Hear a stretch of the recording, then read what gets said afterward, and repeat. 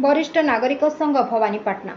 आज मे मास 11 तारिख। खरार ताती कहले न सरे। दिन 9 घटिकार तापमात्रा 40 डिग्री। असहनीय तातीरे देह पोड़िला परि लागुछि। हेले जीविका पाई उदुदिया खरारे मध्य लोके कर्म करि चलिचंती। सनस्ट्रोकर आशंका मध्य अछि।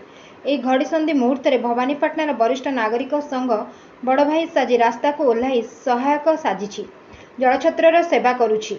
आज लोकों पाई वरिष्ठ नागरिक संघ पक्षरु जलछत्र सहित घोल दही सहित काकुड़ी और तरभुज काटी लोकों खाइबा पई दिया जाउछि। केमिति लोके तातीरु रक्षा पांतु। नर सेवा ही नारायण सेवा। आज शनिवार हाट दिन बहु संख्यार दूरदूरांतर लोके हाट पई आस्थांती। वरिष्ठ नागरिक संघ सेवा करी आनंदित पाए। ता संगे संगे लोके मध्य भारी खुशी और धन्यवाद जणाई थांती। समस्ते मिसी सेवा कार्य करुछंती। हेले आज मिठा दही बंटन रे श्री गोविंद वल्लभ सुआर और तांको परिवार भूमिका मुख्य।